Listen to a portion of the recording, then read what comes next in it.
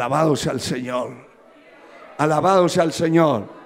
Hay gente que dice, yo voy a hacer esto aunque no consulté, aunque no le dije al pastor o a la autoridad que está puesta que tiene que ver con esto, pero yo lo voy a hacer porque si no se queda sin hacer. Es mejor que se quede sin hacer y no que se meta en un problema que no tiene que meterse. Son cosas muy estrictas en Dios. Dios es muy estricto. Alabado sea el Señor. Y cuando se trata de la autoridad, Él hace respetar esa autoridad. Gloria al Señor. El capítulo 15 del mismo libro ya encontramos como el resultado de estas cosas. Dice el versículo 10 y 11: vino palabra de Jehová a Samuel diciendo: me pesa haber puesto por rey a Saúl, porque se ha vuelto de en pos de mí y no ha cumplido mis palabras. Y se apesadumbró Samuel y clamó a Jehová toda aquella noche. ¿Cuántos minutos oró Samuel el profeta por Saúl? Toda aquella noche. Y no era entre dormido y despierto. Se lo muestro. El verso 1 del capítulo 16 dice la palabra: dijo Jehová a Samuel: ¿hasta cuándo llorarás a Saúl, habiéndolo yo desechado, para que no reine sobre Israel? Llena tu cuerno de aceite y ven, y te enviaré a Isaí de Belén, porque de sus hijos me he provisto de rey. Alabado sea el Señor. Gloria a Dios. Pero el verso 35 del capítulo 15, el verso 35 tiene una luz más grande sobre esto. Y dice: y nunca después vio Samuel a Saúl en toda su vida. Y mire, y Samuel lloraba a Saúl, y Jehová se arrepentía de haber puesto a Saúl por rey sobre Israel. ¿Lo apreciaba? Sí, hermano. Sí, hermano. Pero le quiero decir algo y grábelo en su mente. Por más que usted aprecie una persona, lo puede amar con todo su corazón, aún amarlo más que a Dios. Pero si esa persona se tuerce, tenga cuidado de lo que está haciendo, porque Dios no se va a agradar de eso. Si esa persona se tuerce, se corrompe, para mí deja de ser mi amigo. Alabado sea el Señor. Ayer hablaba con una persona y le decía: en este trabajo que realizamos para el reino de los cielos, tenemos que estar muy definidos en lo que estamos haciendo y muy seriamente capaces de discernir las cosas. Si alguien de mis amigos se tuerce en el camino y le da la espalda al Señor, pues me la está dando a mí, porque yo soy del Señor. Yo no puedo seguir de amigo de un enemigo de Dios. Definitivamente que no. El que se rebeló contra Dios tiene que estar rebelado contra mí, aunque no lo diga, tiene que estar rebelado contra mí. Y para eso tenemos que orar y clamar a Dios que Él nos haga fuertes en esta batalla y nos dé un corazón duro contra lo duro y contra el mal. Contra el mal. De lo contrario no somos capaces. ¿Cómo vamos a hacer en este camino donde cae el uno por un lado? Cayó ese. Y seguimos el camino y cayó otro. Esta es una guerra. Esta es una guerra. Y vamos a ver caer muchos de nuestros amigos que amábamos. Sí, Señor. Eso lo hablábamos hace más de 20 años con unos compañeros en ministerio, en una reunión que tuvimos, y hablábamos. Y yo les decía, muchos de ustedes van a ver caer a su compañero. ¿Qué van a hacer después que caiga? ¿Qué hizo el Señor después que cayó aquel gran ángel y se halló pecado en él? Echarlo. ¿Quiénes están con él? Y me imagino que levantaron las manos de esa pandilla como la tercera parte, hermano. ¿Están con él? ¡Fuera de aquí! ¿Se quedaron los amigos? No. Dios es celoso, fuerte y celoso, y visita la maldad de los padres sobre los hijos hasta la tercera y cuarta generación. Dice, de los que me aborrecen.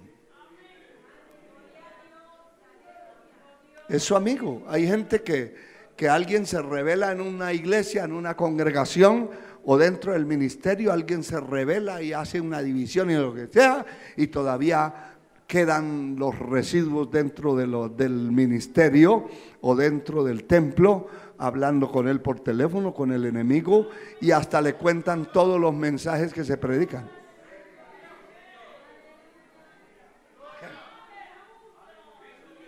Tenga cuidado, hermano. Tenga cuidado. O es de allá o es de aquí. O es de Dios o es del diablo. Pero tenga cuidado, porque eso es peligroso. Dios no acepta eso. Y yo tengo que luchar por agradarlo a Él. Ah, pero es que era mi amigo. Pues dejó de ser mi amigo.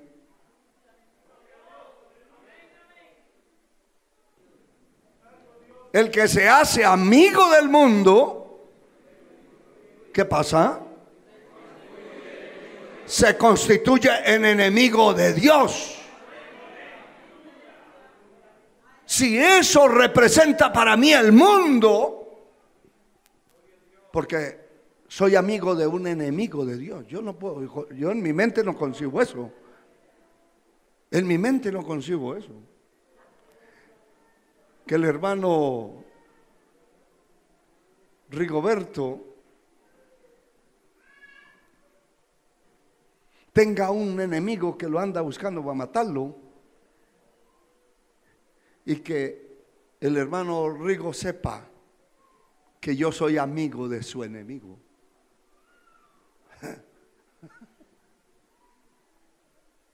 Eso no cabe en la mente.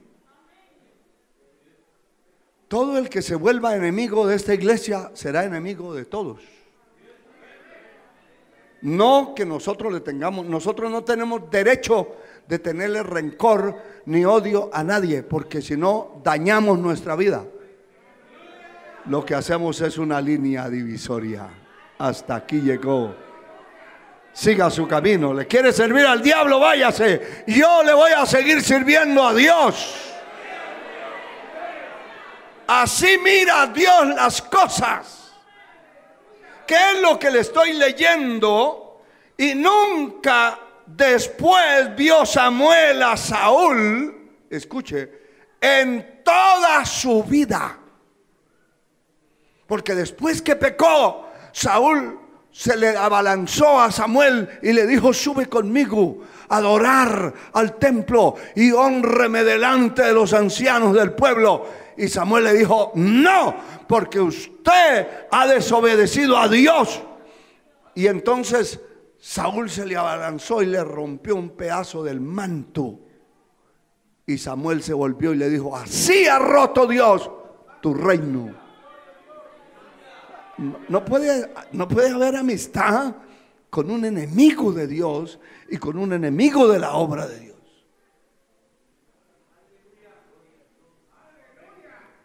Cada vez que alguien en la obra, en el ministerio aquí, se ha ido, se ha rebelado contra la obra, y por los motivos que tenga se ha rebelado, yo agarro mi teléfono y borro su número, porque no tengo ya más nada que ver con él. Ya no es mi amigo. Como dijo el Señor: el que de mi pan comía, levantó contra mí su calcañal.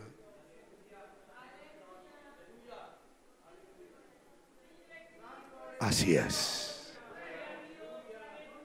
Tal vez eso sea duro para muchos de ustedes, difícil, pero para los que estamos identificados con la obra de Dios no es difícil.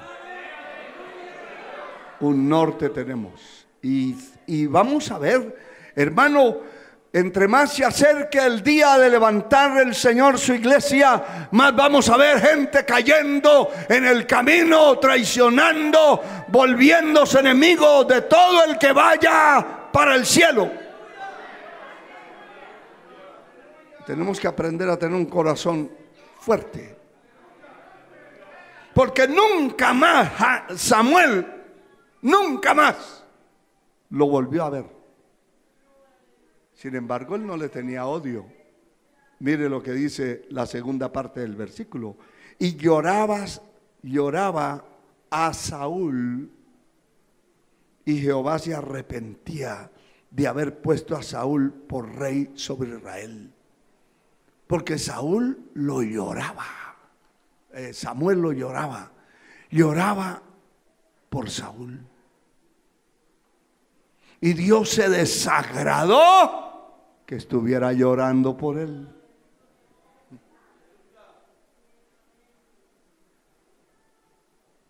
Porque yo lo único que puedo decir con una persona así es: ten misericordia de su alma y punto, de su alma. Porque de las consecuencias no lo voy a librar yo con mi oración. No, Señor, no lo voy a librar.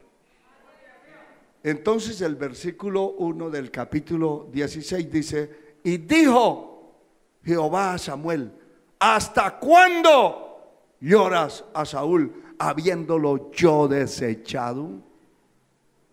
¿Sabe usted que es el enemigo, que es su amigo, enemigo de la obra?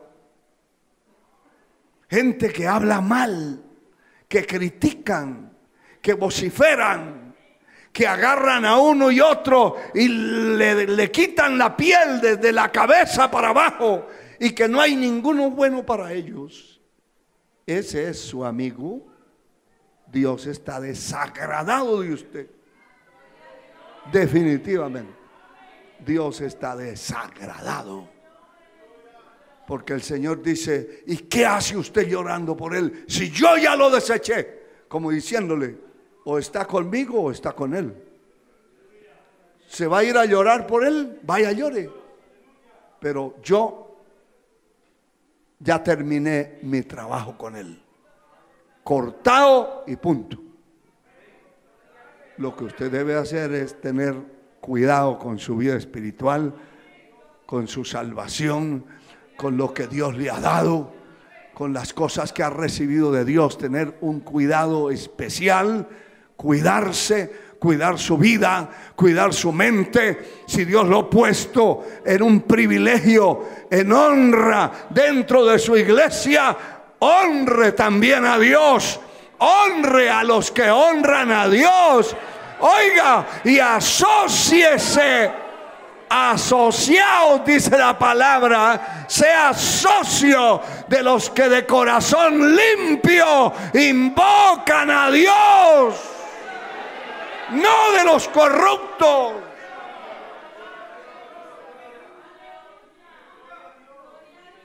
Alabado sea Dios. Alabado sea Dios. Si alguien encuentra a usted en el camino echando veneno, tirando, déjelo que pase. Huya. Huya. Si tiene un número de teléfono, bórrelo. Huya de eso. Porque lo va a contaminar. Lo va a destruir. La cizaña se le va a meter y va a ser otro enemigo. Por eso usted ve que, por ejemplo, hay congregaciones que se levanta cualquier líder de grupo y divide el grupo de la otra parte de la iglesia y se lo lleva, se lo arrastra. ¿Cómo hizo? Se pregunta uno. ¿Cómo hizo? Tiene que haber metido la cizaña, el veneno, tiene que haber incrustado muchas cosas dentro de la mente de esos pobres que se arrastró y se los lleva. Y luego se levanta otro y hace lo mismo. Pero para hacer eso tiene que meter veneno. Tiene que meter veneno. Veneno puro en la mente, en el corazón de la gente y ponerlos en contra de todos los demás. Y hermano, lo terrible es que varios grupos de esos, por ejemplo, se divide un grupo de 15, 20 personas y se van y se meten a un garaje, a un local, a 1 o 2 cuadras de donde hay un templo, y el único mensaje es: no le hablen a aquellos, esos son del diablo, estos son aquellos, y son una división, y se hacen enemigos y los convierten en enemigos unos de los otros. La cizaña, con la cizaña no se juega. Estamos así como estamos en esta tierra, no debiéramos estar aquí. Estamos así en esta tierra pasando tantas penalidades porque doña Eva se puso a oír al diablo y se le metió la cizaña por el cerebro y le bajó al corazón y le habló, y quién sabe cuántas veces le habló. Y ya tenía sus reuniones con el diablo, su cita con él. ¿Y para dónde va Eva? Allí a mirar las frutas.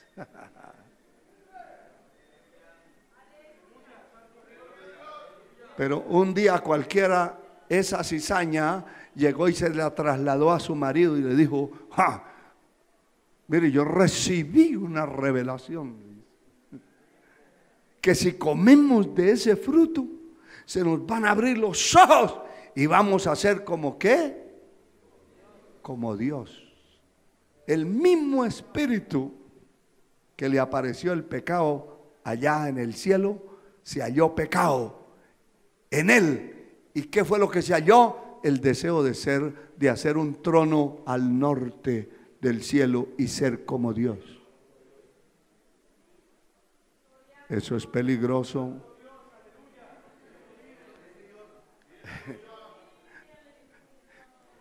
Y como dijo el predicador Spurgeon, llevamos tiempo hablando de estas cosas y Dios nos ha dado unos temas y unos mensajes y una palabra que uno no sabe por qué. Yo estoy predicándole a ustedes, pero no solo a ustedes, a miles que nos están viendo, que nos están oyendo. Estos mensajes van a correr por muchas radioemisoras, por muchos canales de televisión, se van a ir por muchos países, por muchos lugares del mundo. Uno sabe por qué. Lo cierto es que Dios sí sabe. A Él es la gloria, hermano.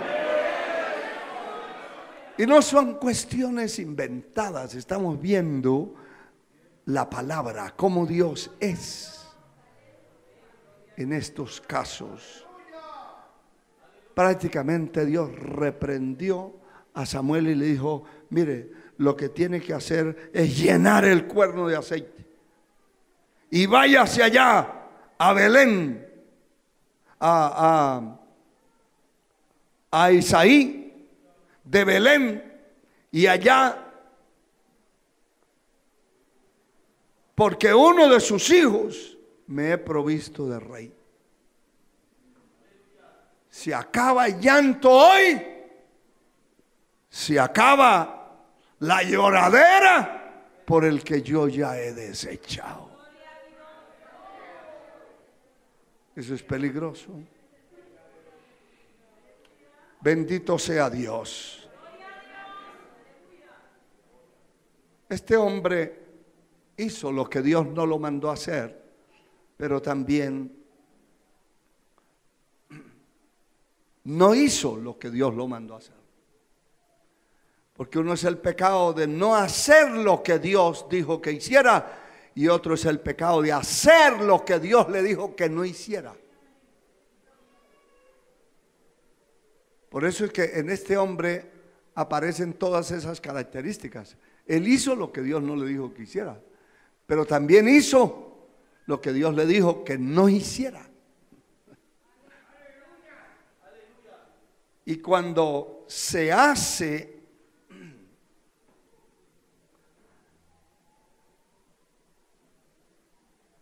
lo que Dios no le ha dicho que haga, se llama presunción. Hacer lo que no le ha dicho el Señor que uno haga. Y se mete en un problema tremendo, porque no todo el tiempo el Señor tiene que estar diciendo: no haga, no se meta allá, no haga esto, no hable con ese, no vaya allá. No. También se comete el pecado de hacer lo que no tenía que hacer. Y en esa presunción, pero también yo hoy no tengo problemas aquí empezamos el mensaje a las 10 y no me interesa que me lleguen las 12, hermano. Al fin de cuentas, de hambre no me voy a morir aquí. Así que si ya usted sabe, yo no, hermano.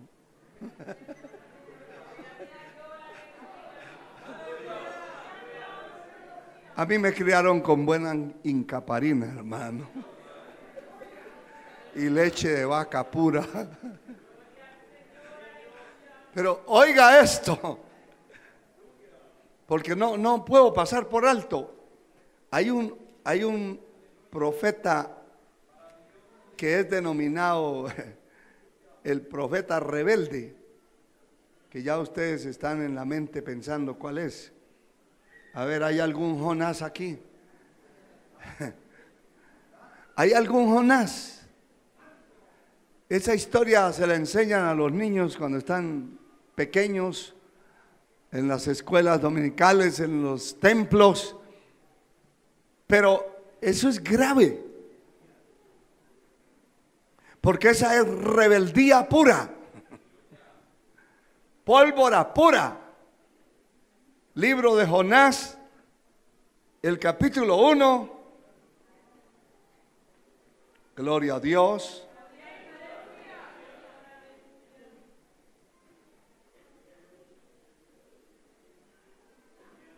Comience desde el profeta Daniel para arriba, ahí tiene otros 3, y después del cuarto ya aparece Jonás. Algunos pasan y pasan hojas por todos lados.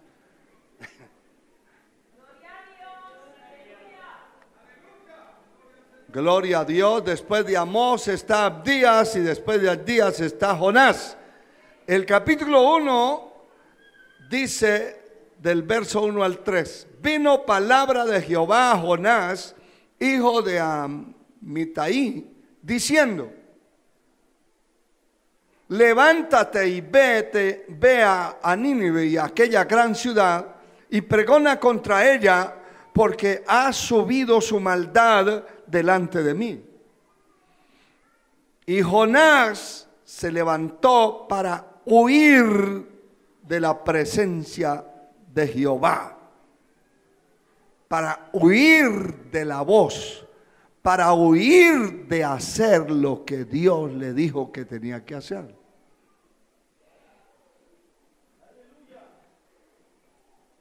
Dice, de la presencia de Jehová a Tarsis, y descendió a Jope y halló una nave que partía para Tarsis, y pagando su pasaje entró en ella para irse con ellos a Tarsis, lejos de la presencia de Jehová. Rebelión es el resultado de rebelarse contra una persona o cosa. Se está rebelando contra Dios. Le está diciendo, no me da la gana ir, y punto. No quiero ir. Alabado sea el Señor. Espiritualmente hablando, es no hacer lo que Dios le dijo que hiciera. No hacer lo que Dios le dijo que hiciera. No quiero hacerlo. No quiero ir. Y entonces vienen consecuencias tremendas. Porque uno puede decir, no, a mí no me da la gana hacer eso. Pero espere las consecuencias. Espere las consecuencias. Porque déjeme decirle una cosa, joven, señorita, dama y caballero. Si Dios lo escogió a usted y lo llamó para el servicio suyo, pueden caer truenos y relámpagos y venir lo que venga. Si usted no lo hace, las consecuencias aparecerán en el camino. Porque eso no apareció ahí, eso apareció en el camino. ¿Cuáles fueron las consecuencias? Afectó, hermano, directamente a todos los demás que iban con él. Porque dice que los marineros, se desató una tormenta en el mar. Que Dios es el que la envió. Pero no solo una tormenta. No fue un huracán donde se podían agachar y bueno, pasó por encima. No. Se afectó. Y todos la embarcación, el viaje que iban a hacer, toda la carga de trigo, de productos que llevaban, los perdieron en el camino. Los tuvieron que tirar al mar en la desesperación, porque el barco se hundía. Y sabe que el barco se estaba hundiendo, y entonces en la desesperación el patrón de la nave, dice el verso 6, se le acercó y le dijo: ¿qué tienes, dormilón? Levántate y clama a tu Dios, quizá Él tendrá compasión de nosotros y no pereceremos. ¿Qué pasa? La persona rebelde es perezoso o perezosa. El orgulloso es perezoso hasta para bañarse.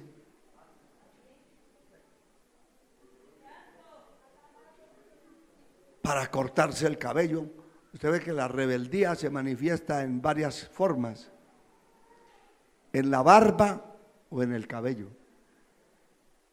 La mayoría de todos esos rebeldes que integraron los grupos terroristas y que todavía los integran son barbudos. Usted no encuentra ningún lampiño. Y si no tienen, se ponen postiza. Se ponen bigotes grandes, postizos, como de Pancho Villa. Pero el pelo largo en los hombres, eso es tipo de la rebeldía. Peinados raros.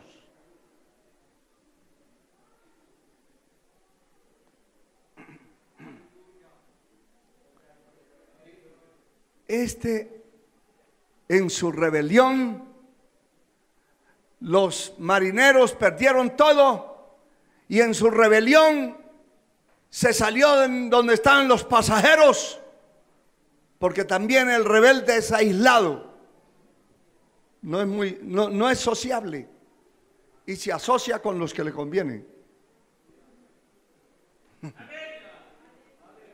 ¿Sabe qué ve usted? Que este individuo se salió donde estaban los pasajeros y se metió abajo, debajo donde estaba la carga, y dice, se echó, ni siquiera se acostó, puro animal. Y el capitán, el patrón de la nave, asustado y desesperado, buscaba, pero ¿qué será lo que pasa? Y le decía al uno y al otro, a ver, ore a su Dios, clame a su Dios. Y de pronto se metió por allá abajo, ya donde estaba, por allá la bodega, y encontró a uno echado, durmiendo. Y le dice, levántese de ahí, dormilón, clama a tu Dios. Era lo único que faltaba decirle. Tal vez tu Dios haga algo y tenga misericordia de nosotros que nos estamos hundiendo.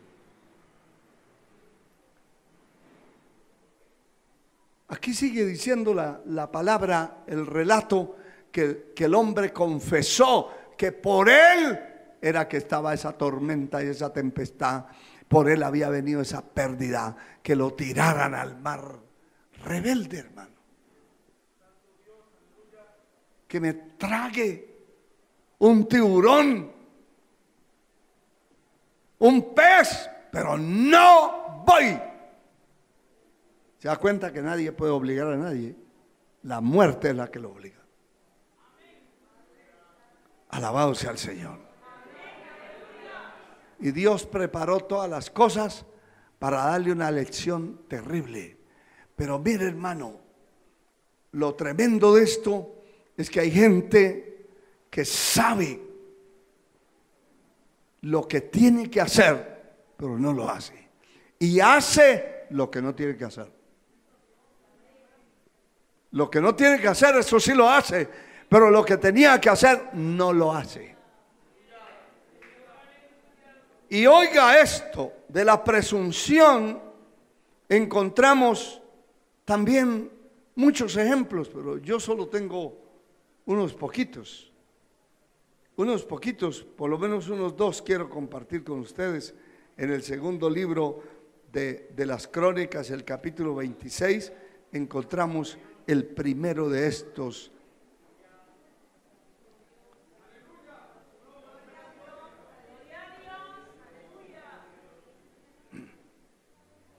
Pretender hacer lo que Dios no lo ha mandado a hacer. Mucha gente está haciendo lo que Dios no los mandó a hacer. Y también por eso es que no pueden prosperar. Hay parejas viviendo, ese hombre con una mujer que Dios le dijo que no se metiera con ella, no se case con ella, pero él no obedeció y se casó con ella. Y muchas mujeres viven con un hombre que Dios les dijo no es ese, y les habló, pero no quisieron. Y se juntaron y se casaron, y entonces están haciendo lo que Dios le dijo que no hiciera. Y con el tiempo, en el camino, aparecen las cosechas de la siembra que se hizo. Los problemas y las situaciones que ya no pueden vivir, que se quieren matar, que se agarran del cuello, que la mujer quiere darle un refresco con cianuro,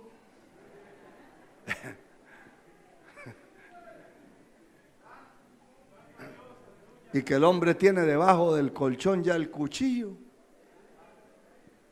todo listo,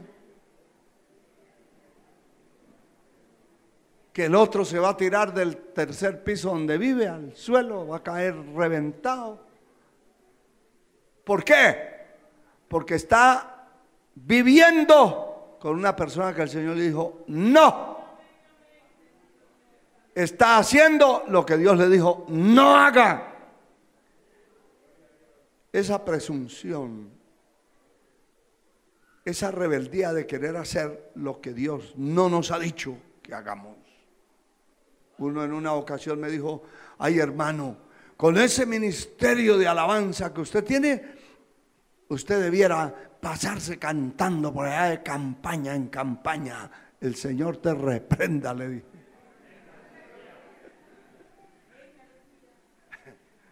La misma voz del diablo. Dios no me mandó a cantar, me mandó a llorar. Y cuando no lloro, canto, y cuando no canto, lloro. Pero Dios no me llamó a eso. Dios me llamó a ministrar esta palabra. Y uno tiene que saber a qué lo llamó el Señor, qué es lo que tiene que estar haciendo. Ah, porque qué lujo agarrar por allá de campaña en campaña, para allá con otras iglesias, oyendo aplausos y esto y aquello, y cantando 2 cánticos y recibiendo la ofrenda, y hoy sí la hice. No, Dios me llamó a esto duro, a esto durito. Dios no me llamó a nada blandito, hermano. Alabado sea el Señor. Gloria a Dios. Uno debe estar ubicado bien a qué lo llamó el Señor. ¿Qué lo llamó a hacer? Y en eso que lo llamó a hacer, el Señor lo va a respaldar, lo va a sostener, lo va a librar de las garras de los enemigos, lo va a defender de la lengua de los malignos también. Lo va a defender, va a pelear por su vida. Si usted está haciendo lo que Dios lo mandó a hacer y está obedeciendo al Señor y haciendo lo que tiene que hacer, entonces Dios lo va a respaldar y lo va a defender y lo va a cuidar hasta el final de sus días.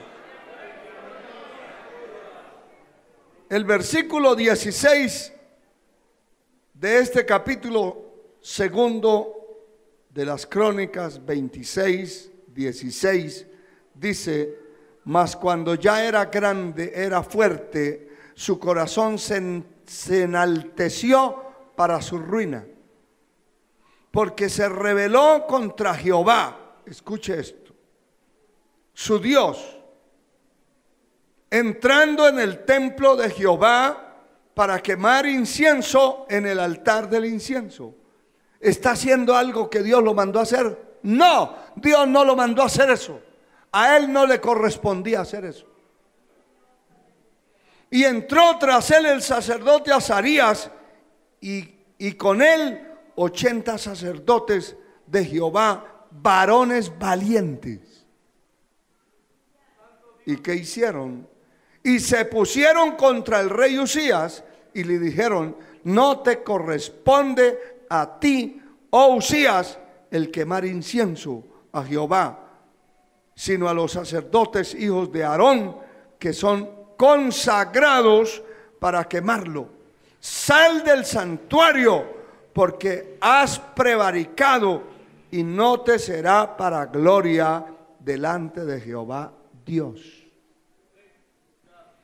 Entonces Usías, teniendo en la mano un incensario para ofrecer incienso, se llenó de ira, y en su ira contra los sacerdotes la lepra le brotó en la frente delante de los sacerdotes en la casa de Jehová, junto al altar del incienso. Y le miró el sumo sacerdote Azarías y todos los ministros de culto, y he aquí que la lepra estaba en su frente. Y le hicieron salir apresuradamente de aquel lugar, y él también se dio prisa a salir, porque Jehová lo había herido. Así el rey Usías fue leproso hasta el día de su muerte. Y habitó leproso en una casa apartada, por lo cual fue excluido de la casa de Jehová. Y Jotán, su hijo, tuvo a cargo de la casa real, gobernando al pueblo de la tierra. Mire qué cosa más tremenda. Este hombre se fue a hacer y decidió hacer lo que Dios no lo mandó a hacer. Dios no lo mandó a eso. Él no estaba preparado ni llamado para eso. Era un rey civil, político. Y aunque Dios lo había prosperado, porque 52 años sirvió a Dios. Y dice la palabra que en los días que buscó a Dios, Dios lo prosperó. El verso 5 dice que persistió en buscar a Dios en los días de Zacarías, entendido en visiones de Dios. Y en esos días en que buscó a Jehová, Él le prosperó. Y fueron muchos años sirviendo. Pero cuando ya había crecido y era grande en poder y en edad también, se rebeló contra Dios. Y Dios lo excluyó de la casa. Se llenó de lepra, le cayó la lepra encima y lo tuvieron que sacar. Y lo tuvieron que sacar del palacio y vivir en una casa apartada, excluido de la casa de Dios. Ya no pudo volver al templo, no pudo volver a adorar a Dios, y así murió en una forma miserable. Yo no sé qué está haciendo usted dentro de la obra de Dios que Dios no lo mandó a hacer. Y lo que Dios lo mandó a hacer no lo está haciendo. Y las consecuencias son estas. Porque él tenía muchas cosas. Era un hombre poderosamente rico y poderoso. Tenía un ejército muy grande y había prosperado porque Dios lo había prosperado maravillosamente, dice la palabra. Sin embargo, se rebeló. Y cuando una persona se rebela,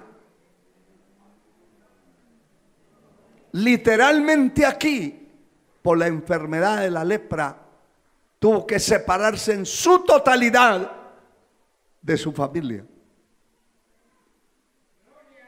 Pero muchos de nuestros familiares, el día que se rebelan contra Dios, nos toman a nosotros como enemigos, porque quedamos adentro. Si se va detrás, es el amigo. Pero si no se va detrás, es su enemigo.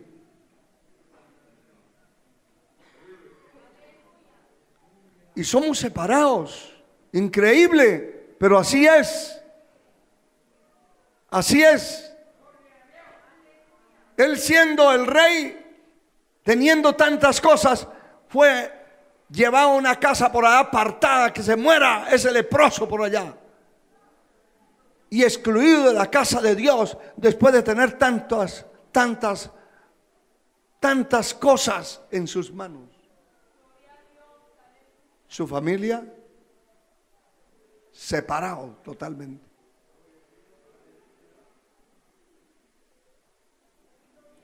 Si yo tengo un familiar a quien le he hablado de Dios y a quien le he dado testimonio, a quien le he servido y a quien le he puesto la palabra adelante y he sido un ejemplo para él, pero él, cada vez que nos encontramos, está hablando mal de los que están adentro de la iglesia, de la obra de Dios. Yo rompo inmediatamente con ese zángano, así sea mi abuelo mi hermano, mi hijo, mi quien sea. No admito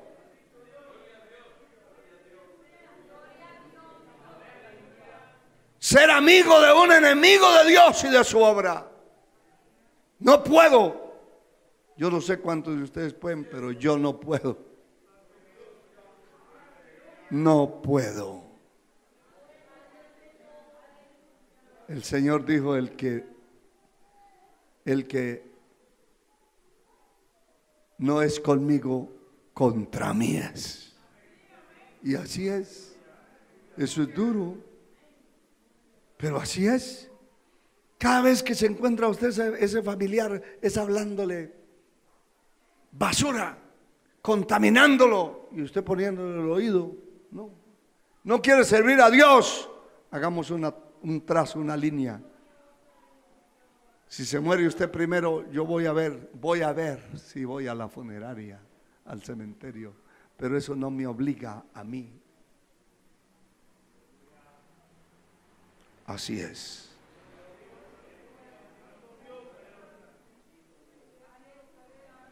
Y ustedes dirán, él lo dice porque como no tiene quien se rebele contra él. Sí, hermano.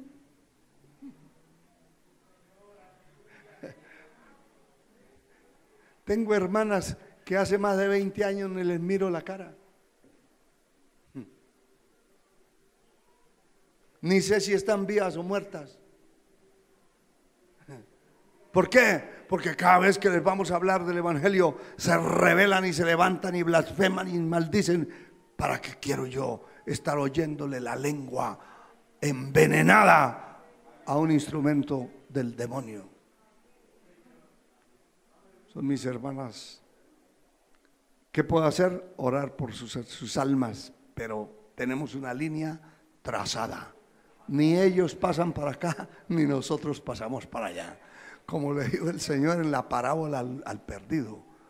Hay una gran cima entre los que son salvos y los que están perdidos. Que ni el uno pasa para acá, ni el uno para allá. Hay una cima. Ahora, si usted se encuentra a su familiar y no le habla mal de la obra, ni de Dios, ni de nada, ni del evangelio, porque eso yo no lo quiero oír de un familiar mío, que me esté hablando mal del evangelio, hablando mal de los que están adentro. Si se queda callado y yo le puedo hablar de Cristo y le puedo hablar, pues mantenemos ahí cierta amistad, cierta. Pero de lo contrario no. Usted no puede tener en el bolsillo las culebras ahí metidas.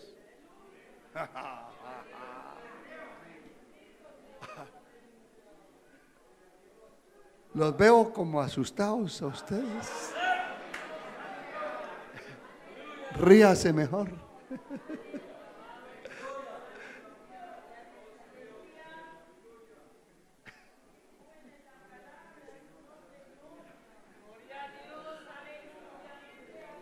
¿Es buena la palabra o no es buena? ¿O solo Esperanza dice que es buena? ¿Usted? ¿Para cuántos es buena? Es dura, pero como dicen los juristas, dura es la ley, pero es la ley. Pregúntele allá al abogado. Dura es la ley, pero es la ley. Dura es la palabra, pero es la palabra de Dios. ¿Es la palabra? Sí. Estamos leyendo. Es la palabra. Es la palabra. Fue excluido, fue sacado de su familia, echado, abandonado, porque se rebeló contra Dios. Así es. Alabado sea el Señor. Ya voy terminando. Todavía me falta un ratito.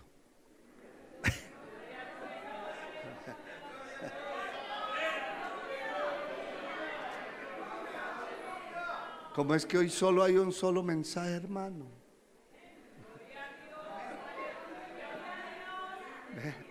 el capítulo 18 del libro de Deuteronomio, verso 18.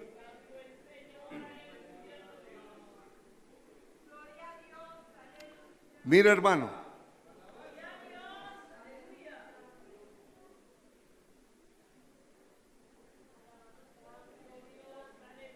capítulo 18, verso 17, y Jehová me dijo: han hablado bien en lo que han dicho. Profeta les levantaré de en medio de sus hermanos, como tú, y pondré mis palabras en su boca, y él les hablará todo lo que yo le mandare. Mas a cualquiera que no oyere mis palabras, que él hablare en mi nombre, yo le pediré cuentas. Alabado sea Dios. El profeta que tuviere la presunción de hablar palabra en mi nombre, a quien yo no le haya mandado hablar, o que hablare en nombre de dioses ajenos, el tal profeta morirá.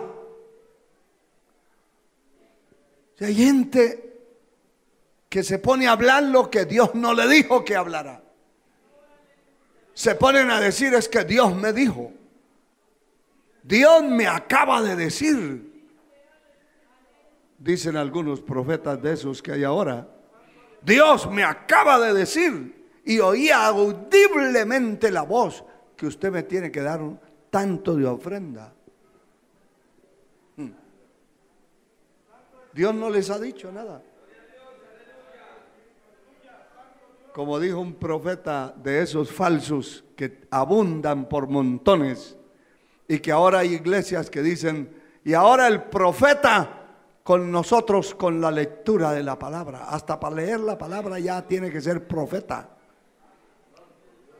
Y ahora el apóstol para cantar los coros. Ahora tiene que ser apóstol para cantar los coritos del culto. Mentiras. Y entró una persona con una panza bien grande a la iglesia. Eso fue un hecho. Eso sucedió por allá donde acaba de pasar un huracán. Y el tal profeta, cuando lo vio entrar: esto dice el Señor, mi sierva, lo que traes en el vientre será un gran hombre ungido de Dios. Y todo el mundo a aplaudir. ¡Ah! Amén. Y se levanta un hermano y dice: disculpe, profeta, esa no es una mujer, es un hombre que trae una almohada aquí metida por dentro. Se disfrazó de mujer y traía una falda grande y una almohada por dentro, y el hombre falso creyó que era un embarazo. Sí, era un embarazo, pero de algodón. Y ya lo estaba convirtiendo en un gran apóstol, el que naciera. Eso es lo que dice la palabra. Estos debían morir. A estos les cortaban la cabeza. Si hablaban algo que Dios no había dicho y se comprobaba, los buscaban y los mataban. Hoy cualquiera habla todo lo que le da la gana. Y claro, le viene la ruina, pero la cabeza sigue entre el tronco, todavía incrustada. A estos los mataban. El tal profeta debe morir, porque no habló lo que Dios lo mandó a hablar. Sencillamente sencillamente estaba hablando lo que Dios no le había mandado que hablara. Bendito sea el Señor.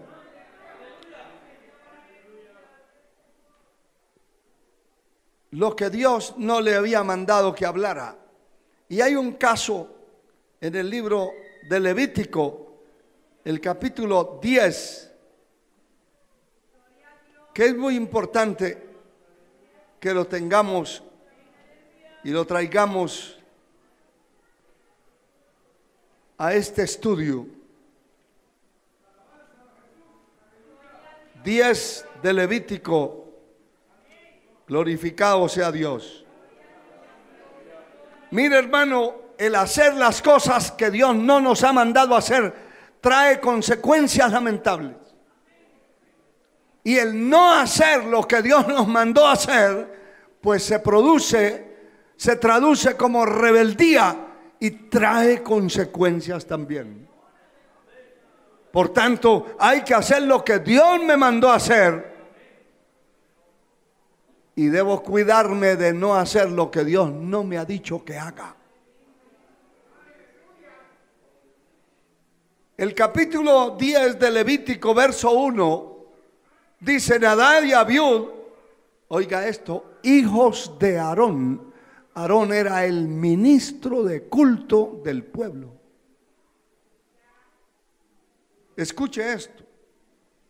Tomaron cada uno su incensario y pusieron en ellos fuego, sobre el cual pusieron incienso, y ofrecieron delante de Jehová fuego extraño, porque todo lo que se haga en contra de su voluntad es extraño para Dios, y Dios no lo acepta.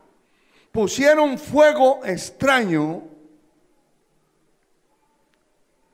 que Él nunca les mandó. Escuche. Y salió fuego de delante de Jehová y los quemó, y murieron delante de Jehová. Entonces dijo Moisés a Aarón: esto es lo que habló Jehová, diciendo: en los que a mí se acercan, me santificaré. Y en presencia de todo el pueblo seré glorificado. Y Aarón cayó, porque eran sus hijos. Y él se levantó a hablar a Moisés que por qué Dios los estaba matando. Y es posible que haya dicho: esa fue una injusticia.